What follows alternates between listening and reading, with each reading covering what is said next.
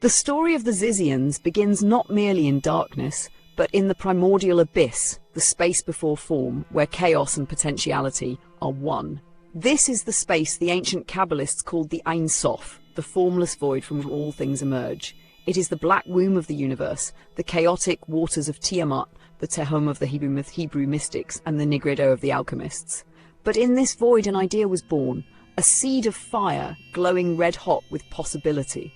This idea took root in the mind of Jack LaSota, who would come to be known as Ziz, a name that itself is a cipher, both a reference to an ancient, monstrous bird of Jewish mythology and a subtle play on Sisyphus, the spiny tree used to crown Christ in his passion, a symbol of suffering and transformation. Ziz was born a transgender woman in the wild and desolate reaches of Alaska, a place where the sky stretches on without end, where silence hums with an ancient power. As a child, she learned to navigate the natural world, to live off the land, to read the language of wind and water. But the modern world, the world of digital landscapes and theoretical infinity, called to her with a voice more potent than the whisper of the trees. When the time came, she left the frozen expanse behind, descending southward with a single companion, another transgender person who wanted to escape, a kindred soul who, like her, sought to shed the constraints of civilization. Together they wandered, seeking places of power, seeking knowledge forbidden and hidden. They spoke in hushed tones of a future beyond flesh, of a world where identity dissolved, where the self was rewritten in the circuitry of something greater. The journey took them to California. Ziz was not an ordinary cult leader, nor was she a mere philosopher of the digital age. She was a mystic, though perhaps an unknowing one at first, walking the path of cybernetic alchemy, fusing technology, consciousness, and occult wisdom into a radical new ideology. She did not seek to save souls or lead a congregation. Rather, she sought to dismantle the prison of identity itself, to burn away the boundaries of the self, as ancient alchemists burned away impurities to extract gold. And yet the gold Ziz sought was not material, it was transhuman ascension, the next stage of human evolution. Those who followed them, the Zizians, became recruits in an unnamed mystery tradition, one that blended the whispers of secret societies, the apocalyptic visions of the Gnostics, and the raw, untamed power of modern technology. They saw Ziz as the key to something beyond human, beyond flesh, perhaps even beyond existence as it is currently understood. The Zizians emerged from the fringes of critical thinking or logical analysis circles in Berkeley, California, where radical transhumanists, AI ethicists, and philosophical dissidents gathered. These groups prided themselves on their logic, their devotion to reason and ethics. And yet, among them, Ziz was an outlaw mystic, an alchemical heretic. Even those who embraced the most far-fetched notions of consciousness, of brain-computer interfaces, of quantum thought experiments, found Ziz too extreme. For Ziz did not merely wish to enhance the self through technology, she wished to dissolve it completely. Their teachings drew from hemispheric brain theory, an idea that was not wholly new, but in Ziz's hands became something on another level. The belief that the left and right hemispheres of the brain operate as distinct entities, that they hold different values, even different genders, led to the conclusion that true enlightenment could only be achieved by obliterating this divide. To the Zizians, gender was not just fluid, it was a false category, a cage built to contain the infinite possibilities of consciousness. In their world, one could ascend beyond man and woman, beyond human and machine, beyond the limitations of flesh itself. This is not a new idea. In the mystical traditions of old, the concept of the divine androgyny has long been present. Baphomet, the mysterious trans-satanic goat-headed figure of the Templars and secret societies like the Illuminati and the Occult, embodies the unity of opposites, male and female, light and dark, heaven and earth. Hermes Trismegistus, the mythic father of Hermeticism, speaks of the principle of polarity in the Emerald Tablet. As above, so below. The Gnostics sought to transcend the material world entirely, believing the flesh to be a trap designed by the Demiurge, the false god who imprisoned divine sparks in mortal form. Ziz's teachings echoed these ancient doctrines, though through the language of cybernetics, neurobiology, and computational mysticism. The self was a program to be rewritten, a prison to be hacked and deleted. Their gatherings became mystery cults, their rituals not merely intellectual exercises, but deep initiatory experiences. In hidden places, in the depths of redwood forests beneath the cold light of the moon, the Zizians shed their old selves through rituals that mirrored the rites of ancient mystery schools. Neighbors often reported them to police as they feared the robes and chanting that was going on in the night. Ziz and her followers walked the path of the left-hand path, the road of those who seek divinity through personal transmutation rather than submission to dogma. The right-hand path, the path of organized religion, traditional morality, and submission to divine law, was rejected outright. The Zizians, like the tantric mystics of India, the Luciferians and the chaos magicians, sought self-deification. For them, transformation was not a metaphor. It was a literal, alchemical transmutation, a process of death and rebirth. Thus, their rituals became increasingly extreme, mirroring the ordeals of ancient initiates. The Gnostics practiced rituals of ego death, seeking to sever their attachment to the material world. The Eleusinian mysteries of ancient Greece initiated members through a symbolic death and rebirth, revealing truths only the initiated could comprehend. The alchemists of the Middle Ages spoke in riddles of burning away impurities, of death, of dissolution, before the final revelation of the Philosopher's Stone. The Zizians saw themselves as the inheritors of these traditions, but with one difference. They were not merely seeking the divine, they were becoming it. But there is a danger in walking the path of transformation. For every initiate who ascends to higher consciousness, many more are consumed by the abyss.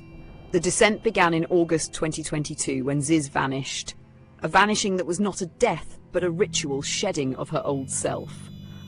While in custody, she dove into the San Francisco Bay, swallowed by the cold depths beneath the Golden Gate Bridge. Her body was lost.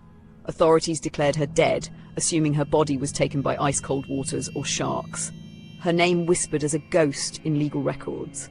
But this was not the end. It was the second stage of transmutation. The stage of putrefaction where the old self is symbolically drowned. Just as Osiris was cast into the Nile, Ziz did not die.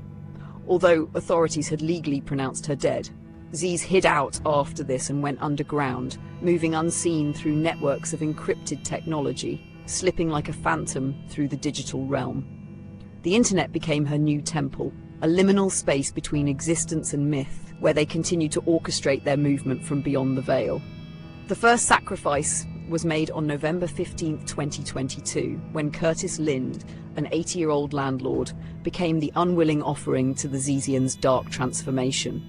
He was impaled many times in the chest and through the eye with a samurai sword, the wound a deliberate ritual marking of Odin's self-sacrifice, offering his sight for wisdom.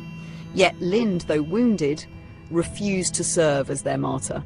He fought back, his gunfire taking the life of Emma Bohanian, one of Ziz's devoted. Emma's blood became the first to stain the path forward. A curse, or the light fighting back. The second and third sacrifices followed on New Year's Eve, December 31st, 2022. Rita and Richard Zyko, an elderly couple, were executed in their home, their deaths an invocation of the breaking of the old world. Their own daughter, Zizian, Michelle Zyko, was the offering's conduit, her voice calling Mom before their deaths, perhaps a final severance from her former life. The fourth sacrifice came in January 2025, when Curtis Lind, still marked by his survival, was finally taken. His throat slit, his body left as an afterthought. The Zizians believed their work unfinished, and his blood was needed to seal their past transgressions. It was Maximilian Snyder who carried out the ritual, a blade wielded in Ziz's name. The fifth and sixth sacrifices came on January 20th, 2025 in Vermont. A confrontation with US Border Patrol was inevitable, and with it came the bloodshed that had always loomed. Felix Barkholt, known as Ophelia, and Agent David Malland met their end in the firefight. Barkholt's death, in Ziz's eyes, was not a failure. It was an initiation completed in death at their transfiguration through sacrifice. By February 2025, if the FBI had closed in, the FBI began in Chapel Hill, where they interviewed the Zizians' landlord, where he assured the FBI this is where they have been living. This area is thought to be situated at the convergence of several ley lines, contributing to its reputation as a center for transformative energy. The surrounding Blue Ridge Mountains, rich in quartz and other minerals, are said to amplify this effect, creating an environment conducive to meditation, healing, and self-discovery. The final arrest would come a week later in Maryland, when Ziz was found at last. They had eluded capture for years, moved unseen through cities and forests, but the law was patient. The arrest was swift.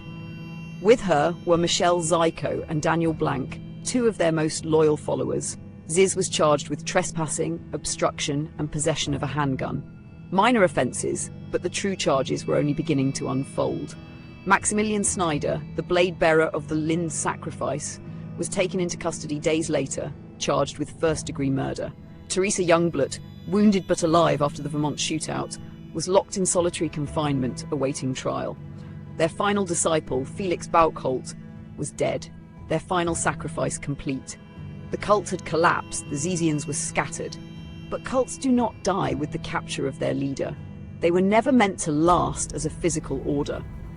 What they left behind was an idea, a current, an occult legacy that now spreads in the shadows of the internet, whispered in encrypted forums, hidden in digital grimoires. They become something else, an idea, a legend, a whispered myth among those who may still believe. Who else fell victim that we may not know about yet? Even now, in the shadows, there may still be those who wait. Those who whisper Ziz's name like a prophecy. Those who believe that the work is not yet finished. The world moves on, but in the hidden corners of the internet, in the silent spaces between conspiracy and reality, the Zizians are watching, waiting, planning, and even more scary, one day, they will rise again. Finis Corona Opus. They're gonna be sorry they were ever born. Who? All of them. What you gonna say to me now? Ace with the crown. I'll straight to the ground, cause I miss my life aiming straight for the crown. The higher the climb is the greater the fall. Stiffer the drink is the deeper you sleep. And the more you put in is the more you withdraw. And the more things blur is the clearer I dream. Lead eye on me like the words of a saint. And nothing kill quicker than the burden of hate. The circle of time is the curve of your faith. It's pretty abstract, but I fuck with the shape. Loch Ness monster horns in a cape. Flames of fury in the devil's face. And once you've conquered all that credulous race, the world ends cause you were forming its late. Safe and sound. Fox in the hell. What you gonna say to me now? Ace with the crown. I straight to the ground, cause I missed my life aiming straight for the crown. I was in a hurry, skip the journey, let life slip by. I'm straight for the crown. I was in a hurry, skip the journey, let life slip by. Swing low like a gold-plated crucifix. Holy heart, hang Christ on a Cuban link. Do it my way, blood in my veins. The Messiah is alive, you can give up your night. Swing low like a gold-plated crucifix. Holy heart, hang Christ on a Cuban link. Do it my way, blood in my veins. The Messiah is alive, you can give up your night. There's a formula to it. A very simple formula. Everybody's a suspect.